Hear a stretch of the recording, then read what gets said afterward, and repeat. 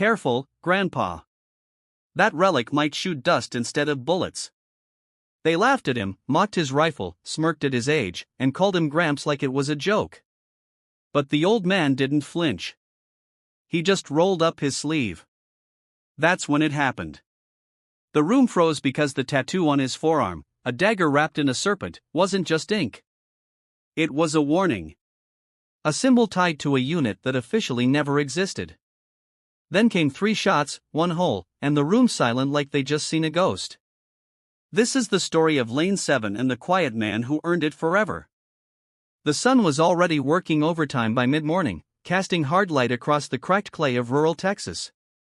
Out past Waco, where cell phone reception came and went with the breeze and the smell of mesquite drifted through every open pickup window, there stood a quiet utilitarian place known to locals as the Hollow Ridge Outdoor Range. It wasn't flashy, just 10 lanes, a tin roof overhang, and a metal shack with a fridge stocked with off-brand soda and hand-painted signs about gun safety. But it had character. It had routine. And for some, it was the one place where noise faded and memory sharpened. That day, however, it didn't start quiet. A black Suburban pulled in hard, tires spitting gravel, followed by a second. 6 individuals poured out, talking over each other with the loud confidence of a crew that had just wrapped a boardroom pitch and were still high on their own adrenaline. They were from Dallas, some marketing firm, judging by their polos and how often they name-dropped brand alignment. This was their tactical retreat, a weekend meant to build team cohesion, leadership skills, and grit, according to the buzzwords thrown around. Instead, they brought custom rifles, GoPros, and $200 gloves. They'd never sweated in matching tactical vests, fresh off the shelf, designer sunglasses, still with the tags on. One guy had a Bluetooth speaker blaring classic rock. Another wore a shirt that said Weekend Operator. And not one of them looked like they'd handled a weapon that didn't come in a video game. They laughed loud, called each other bro, used terms like clear the perimeter with no irony at all. The manager on shift, Sam, a quiet, broad-shouldered former Marine, just gave them a tight nod and pointed them to the premium lanes. He'd seen their type before. Weekend warriors, no harm, just noise. Then, as if on cue, a second vehicle turned in. A navy blue Chevy Silverado, at least 20 years old, rolled to a quiet stop along the back row of the gravel lot. It moved slowly but confidently like it had driven that same stretch every Saturday for decades. Because it had. Outstepped Raymond Mercer to some, he was just Ray, the quiet old man who came every week. Always alone, always calm. 82 years old, though you'd never guess it from the way he moved. Slim but upright, like his spine had forgotten what slouching felt like. He wore the same thing he always did. Flannel shirt, sleeves buttoned tight, old jeans that had outlasted several presidents, and a beige cap pulled low over silver hair. He didn't speak much, paid in cash, nodded to Sam, walked to lane 7 without needing to be told. It was always his. He carried a battered leather range bag that looked more like a relic than gear. The zipper had duct tape on one side. The strap was fraying, but he held it like it was something sacred. From that bag, he'd unpack the same tools each week. A cleaning cloth, a small wooden ammo box, a thermos, and of course, his rifle, an M14, long wood-stocked iron sights, a rifle from another era. The Dallas crew noticed him in passing, but didn't think much of it. To them, he was background, atmosphere, an old-timer keeping busy. But there were signs. Sam always called him Mr. Mercer, never just Ray. He'd once seen Ray disassemble that M14 faster than anyone should at his age, and clean it like he was on a mission. Another time, when a misfire startled a younger shooter, Ray didn't even flinch. And then there was the tattoo, or rather the glimpse of it. Once on a hot day when Ray had rolled up his left sleeve just enough to reveal faded ink, a shape, a curve, something coiled, no one ever asked, Ray never offered. But for those who watched closely, there was something about the way he moved, calm, exact, like memory was guiding each motion. Something in that quiet man, something they all missed at first, was about to change the day. Lane 7 was always Ray's spot. Even if nobody said it out loud, the regulars knew better than to take it. It wasn't a sign. It was earned. And on that Saturday, as always, Ray set his bag down with the same care someone might use, placing a folded flag. He took his time, not because he was slow, but because he was deliberate. Everything he did had a rhythm to it, a method. He unzipped his old leather bag, peeled back the flap, and began laying out his tools. Cloth pouch, bore guide, oil bottle, tiny tin for spent brass, and then the M14. The rifle looked like something out of a black and white war film. Its wooden stock, dark and worn smooth by decades of use. At the premium lanes just to the left, the Dallas crew was already in full performance mode. "Dude, check this out," one of them, Tyler, the loudest, snickered, motioning to the others with a tilt of his head toward Ray. "That thing's going to crumble when he pulls the trigger." Another leaned in, sunglasses still on inside despite the covered roof. "What's that?" "An antique.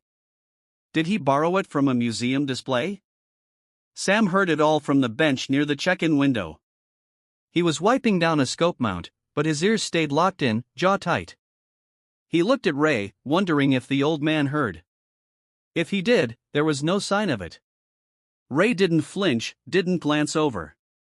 He just placed his ammo in neat rows, checked the rear sight, and opened his thermos for a quick sip. "Iron sights," someone whispered loud enough to be heard, drawing a few chuckles. "No way that even works past 50 yards. Another chimed in louder. "What's next, Gramps?" "Going to load that thing with black powder and pray for the best." The laughter came in waves. Not cruel exactly, but dismissive, condescending, the kind of laughter people use when they're trying to make themselves look bigger by shrinking someone else. Sam gripped the towel in his hand a little tighter. He knew he should say something. Shut it down. The range had a policy about harassment after all. But part of him held back. Ray had never needed defending before. Besides, Sam had seen him outshoot men half his age with scopes twice the cost of Ray's entire setup. Maybe he thought it was better to let things play out. Still, the discomfort in the air was thickening. Ray, as always, moved like he had nowhere else to be. He sat down, checked the chamber, loaded 5 rounds into the mag, but only clicked in 3. Then he rested the rifle across his lap, and pulled his shooting mat closer with a booted foot. The Dallas group wasn't done. Tyler, cocky and red-faced from adrenaline, leaned against the lane divider and stage whispered, "We should get him a walker with a bipod.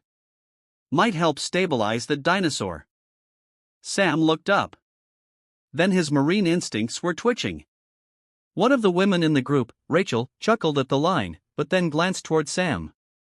Her smile faltered a little when she saw him watching. Sam didn't speak, didn't move, just stared. She looked away. Ray unfolded the mat and knelt slowly, deliberately, one knee down, rifle forward, resting it against the sandbag he'd brought with him years ago. The same one Sam remembered him sewing shut after the seams frayed. Everything about Ray had that sense of continuity, like nothing had changed since he was 20, except the weathered look in his eyes. "I bet the recoil knocks him flat," another voice said. "Hope he signed a waiver," someone added. More laughter. And yet, Ray said nothing. His face was stone, his hands calm. It wasn't just his silence that made Sam tense. It was the stillness, like watching a coil tighten without knowing when it might spring. Ray didn't look angry. He didn't look insulted. He looked ready. Sam stood now, not to intervene, but because something in the air shifted. It was subtle, like the hush before thunder. The loud ones didn't feel it yet, too wrapped up in their own noise. But Sam did, and deep down, Sam knew what was about to happen. They hadn't just mocked an old man. They'd mocked the wrong old man. By mid-morning, the Texas heat had turned the range into a slow-cooking skillet. Even under the tin awning, the air was thick, heavy, unmoving. Sweat clung to the necks of the Dallas crew, soaking through their tactical vests and moisture-wicking shirts that promised everything but comfort. Tyler yanked off his plate carrier with a grunt. "Man, it's like an oven out here." Logan, the one with the GoPro, added with a smirk. "Hope the heat doesn't melt Grandpa's trigger finger." They were still snickering when Ray, sitting on the edge of his lane bench, calmly reached for the buttons at the cuff of his flannel sleeve. Sam noticed at first. The motion wasn't hurried. It wasn't theatrical. It was just measured like everything Ray did. one button, then another. Then he rolled the sleeve back. Slow, precise. The fabric stopped just above the elbow, and there it was. Etched into the pale weathered skin of his forearm, faded, but unmistakable, was a coiled serpent wrapped around a vertical dagger. Black ink aged to gray blue. Just beneath it, MACV-SOG Sector 5 1968. Rachel's breath caught. Wait, that's real. Tyler stopped mid-laugh. What is that? Sam stood still, heart suddenly pounding in a way it hadn't since his deployment days. He'd seen that symbol once before on a plaque in a quiet museum in Fayetteville, North Carolina. The kind of museum few visited and even fewer understood. One of the younger guys, Chase, pulled out his phone. I think I've seen that before. What's MACV something? His thumbs flew across the screen. The glow from the phone illuminated his now still face. He froze. His voice barely audible. Cracked the silence. Guys, this says MACV-SOG. It was a covert unit in Vietnam. Like deep cover special ops, cross-border missions, Laos, Cambodia, high risk, not officially acknowledged. He kept scrolling, eyes widening. It says here they had an 80% casualty rate. Everyone's attention turned back to Ray, who didn't say a word. He didn't even look up. He was wiping down the stock of the M14. Slow and steady. No one laughed now. Sam felt something shift inside him. Something deep. Respect, sure, but also awe. That tattoo wasn't for show. It wasn't bravado. It was a silent admission. A mark of service in places where even maps lied. MACV-SOG wasn't just another unit. It was the one whispered about in veteran circles. Missions that officially never happened. Men who operated with no backup, no recognition, and no guarantee of return. And one of them was standing right there in Lane 7, folding his sleeve back down like it didn't matter. Sam, an army sergeant before civilian life, instinctively straightened. He didn't salute. Ray wouldn't have wanted that. But something in his posture changed.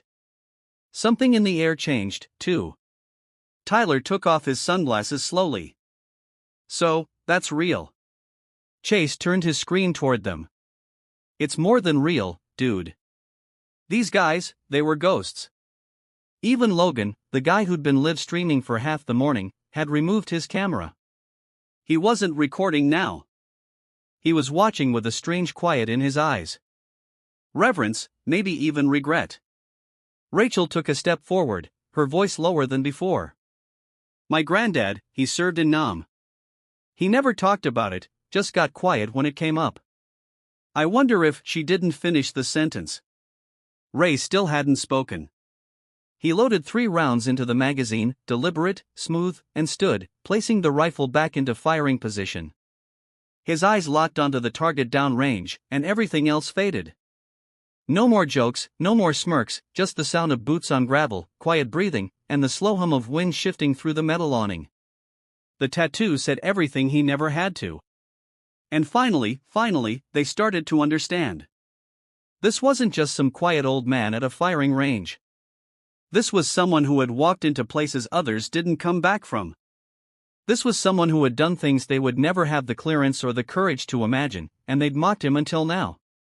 Ray stood behind the line, rifle in hand, posture straight and unshaken. 3 rounds rested in the magazine. Nothing flashy, nothing excessive, just enough. He didn't check the group behind him, didn't acknowledge the sudden stillness, the way their laughter had dried up like dew in the sun. He simply adjusted his grip, squared his shoulders, and stepped into position. The old man and the M14 were one. There was no performance, no effort to impress, just a quiet rhythm. Click. The safety came off. He took a breath, then another. Bang. The first shot rang out, sharp, clean. No overcorrection, no wasted motion. A puff of dust rose from the target 50 yards out. Bang. The second shot followed 5 seconds later. Same rhythm, same breath, no shifting of feet, no unnecessary movement. The target didn't flinch. Bang! The third round snapped through the air like it had a purpose. Because it did. Silence, then stillness. No one else fired. No brass hit the floor. No one even breathed loud enough to interrupt the weight in the air. One by one, heads turned toward the target downrange. A single hole, clean, centered, deep. 3 shots, 1 tear. Sam felt his throat tighten. He'd seen competitive shooters make tight groupings before. But this wasn't just precision. It was muscle memory forged under pressure. It was decades of discipline condensed into 3 perfect beats. There was no applause, no wow from the peanut gallery. Just reverent silence. Ray exhaled slowly, lowered the rifle, and stepped back. He didn't look at anyone. He didn't have to. The only sound came from the wind rattling a paper sign near the check-in window. Then, like a breeze whispering through a canyon, a memory passed through Sam's mind, one he hadn't thought about in months. It was back in early spring, maybe March. Sam had stayed late, closing the range. On his way out, he'd spotted Ray kneeling near the tree line, past the last lane. At first, Sam thought something was wrong, but as he got closer, he realized Ray was tending to a bird. A hawk, maybe, its wing clearly broken. Ray hadn't noticed him watching. He moved slowly, like trying not to scare the pain out of the creature. He pulled something from his bag. A rag, a small strip of gauze, some water. Spoke to the bird in a quiet tone, not cooing, just steady, reassuring. Sam never forgot that calm, the same calm Ray had shown now, holding a weapon, same rhythm, same stillness, same mercy. Back at the range, the group still stood in quiet awe. Tyler slowly removed his cap. Rachel folded her arms, biting her lip. Even Logan's camera sat untouched on the bench, forgotten. Sam saw something else in their eyes now. Recognition, but not of celebrity or rank. Recognition of something deeper. A kind of authority that didn't need permission. Ray stepped back to his bench, unscrewed his thermos, and took a sip. Not a show, not a celebration, just routine. As if this incredible feat was just another part of the day. And to him, maybe it was because Ray Mercer didn't need attention. He didn't crave praise. He didn't wear his past on his sleeve for applause. That tattoo wasn't a badge. It was a burden. One he'd carried with quiet strength. Flashback. 1968, Laos jungle night. Moonlight cut through thick canopies like broken glass. A patrol of 5 crept through mud-soaked terrain. Ray among them. 25 years old. Steady hands, eyes sharp. They weren't supposed to be there. Officially, no one was. The enemy hit just before dawn. Explosions, shouting, brief and brutal. Ray dragged one of his wounded teammates across 50 yards of open jungle while tracer fire lit the trees like lightning. He'd held that man's chest closed with one hand while firing back with the other. Extraction was a rope, a dangling harness, and the sound of rotors slicing silence into salvation. He made it out barely. The tattoo came days later. A medic inked it at a forward outpost. Not for show, not for decoration, for remembrance, for the ones who didn't come back. Back in the present, Sam blinked hard. The sound of boots scuffling on gravel returned him to the moment. Ray wiped down his rifle with a soft cloth. Every motion deliberate, every inch of steel and wood tended to like it deserved honor, because it did, and so did the man holding it. No one spoke. No one dared. The target still swayed faintly, 3 holes stacked into one brutal truth. Ray sat quietly on the bench behind lane 7, sipping from his thermos as if he'd just finished a crossword, not a surgical demonstration in discipline. It was Tyler who moved first. The same Tyler who had laughed the loudest, who'd cracked jokes about walkers and museum rifles and dust-filled barrels. His shoulders, once cocky and squared, now hung low. His hands were empty, fingers twitching slightly with the awkward weight of realization. He stepped forward slowly, not in shame so much as in humility. "Sir," he said, voice lower than anyone had heard all morning. Ray didn't turn right away, just set his thermos down and looked up, calm as ever. I just wanted to say I'm sorry," Tyler continued, eyes flicking briefly to the other young men watching from the sidelines. "I didn't know who you were. I didn't know what that meant." He pointed gently toward Ray's forearm, where the sleeve was still rolled up, the tattoo now half-shaded in the midday light. Ray looked at him for a moment, not harshly, not with judgment. Just that steady, clear-eyed gaze that said more than any words ever could. Then he gave a slight nod and replied quietly, "Most people don't know." A pause. "But they should learn."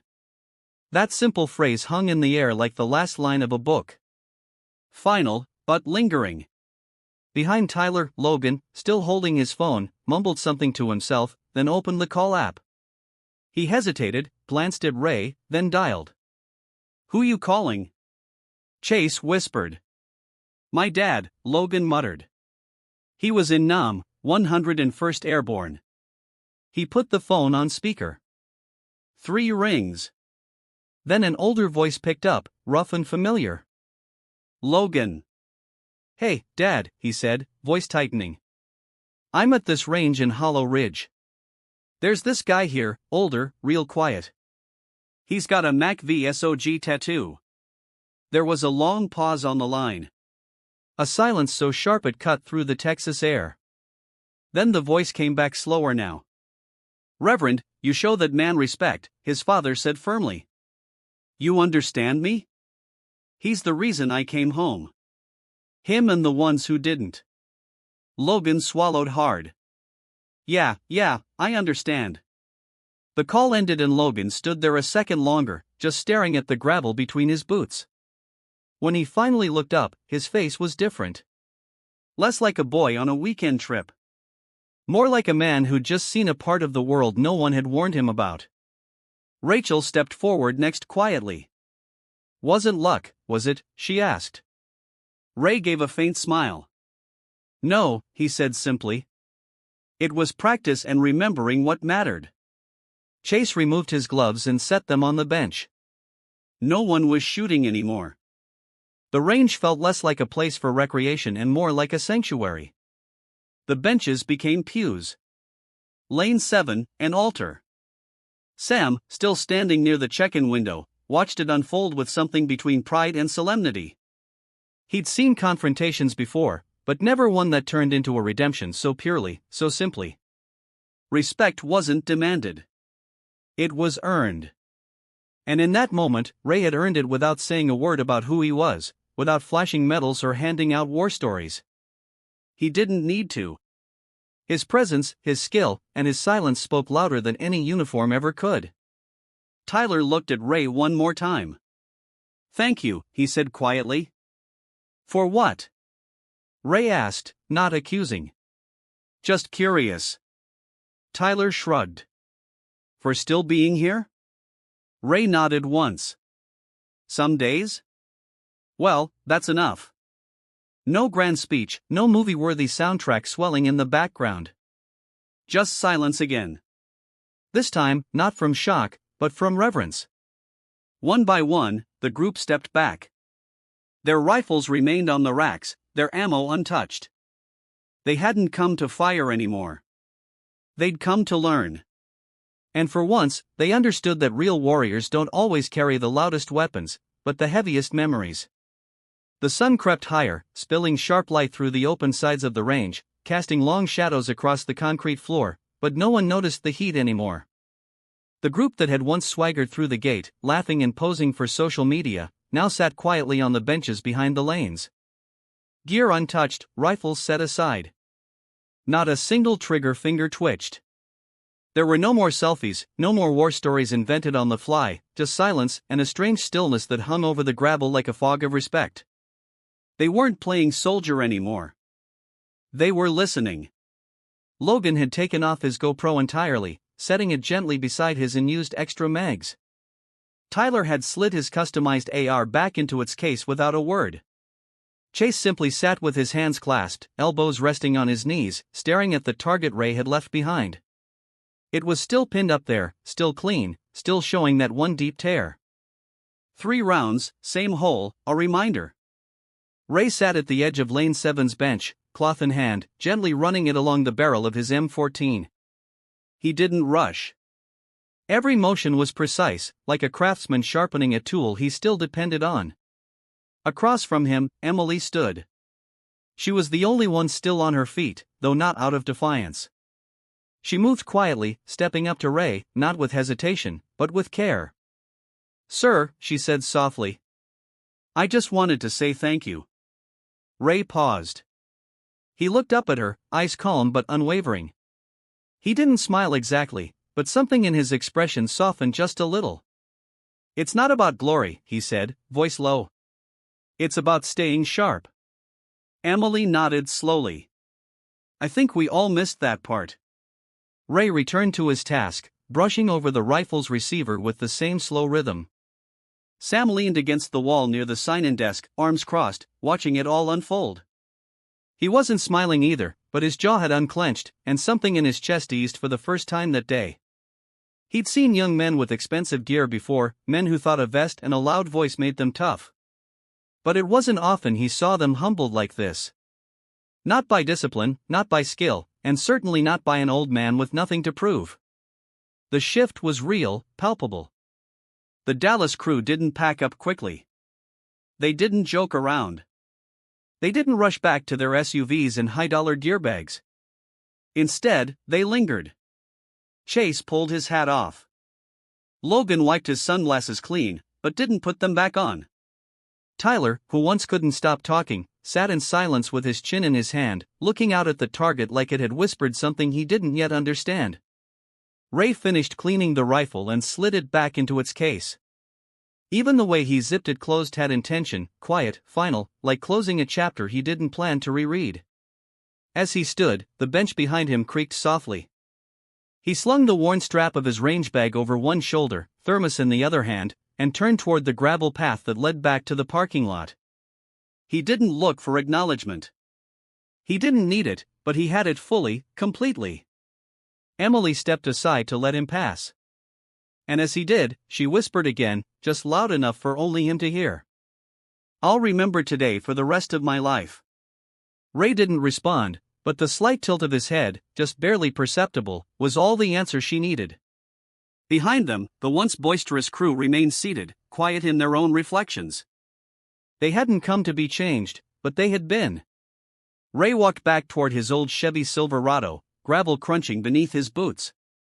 The late afternoon sun dipped low behind the hills, casting long amber shadows across the range. He didn't turn around. He didn't wave, no farewell, no parting words. He didn't need them.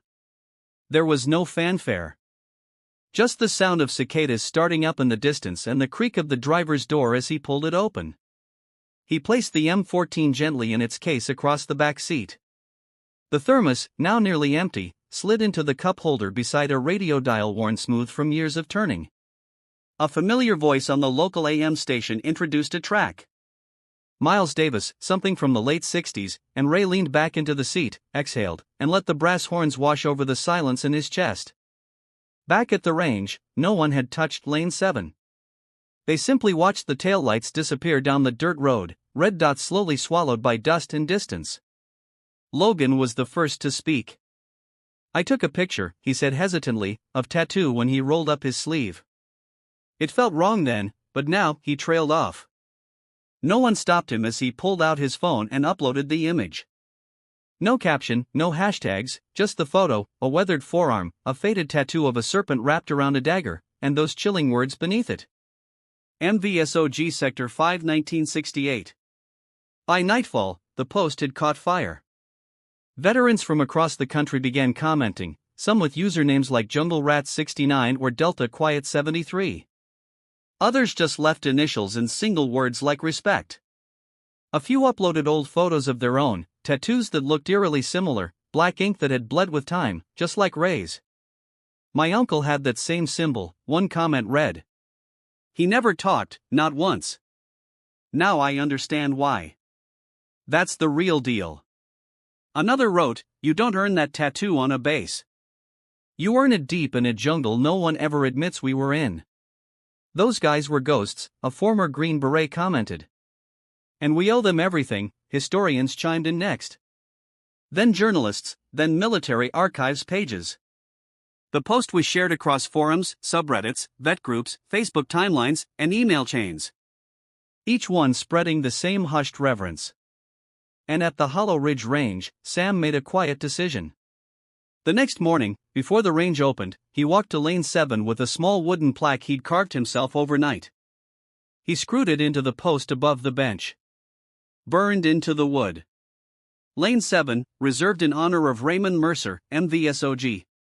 Respect. No exceptions, no ceremony, no photos, just truth. By the time Ray pulled into his driveway that night, the fields around his small home were already dark.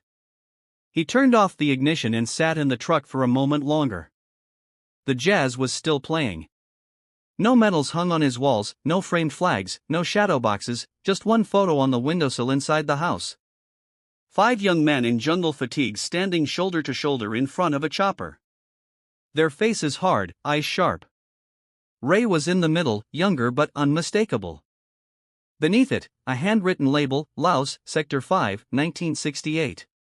He didn't check his phone. Didn't know about the post.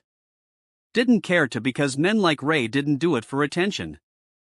They did it to survive. And when they came home, if they came home, they kept their rifles clean, their memories buried, and their skills sharp. Some for nostalgia, but men like Ray, they did it out of duty. Even now, in a world where volume often drowns out value, Ray Mercer reminds us that silence, when earned, can speak louder than any headline. His story isn't just about precision shooting or secret missions. It's about humility, discipline, and the quiet dignity of those who've given more than their share without ever asking for applause. Too often today, we overlook the elderly in our communities, the men and women sitting quietly in diners, walking with canes down sunlit sidewalks, standing in line at the pharmacy. But how many carry stories like Ray's? How many have seen things we can't imagine and simply choose to carry it with grace? In an age where so many chase recognition, Ray showed us what it means to live with purpose, not performance. And maybe that's a lesson worth remembering. Not just on weekends at the range, but in how we treat strangers, how we raise our kids, and how we define real strength. What would you have done if you were there that day? Would you have recognized the weight of his silence? Let us know in the comments. What does respect mean to you? If Ray's story moved you, please give this video a thumbs up. Subscribe for more stories that honor the quiet heroes among us, brought to you by Valor Stories. And don't forget to share it with someone who still believes in values that never go out of style. Thanks for watching.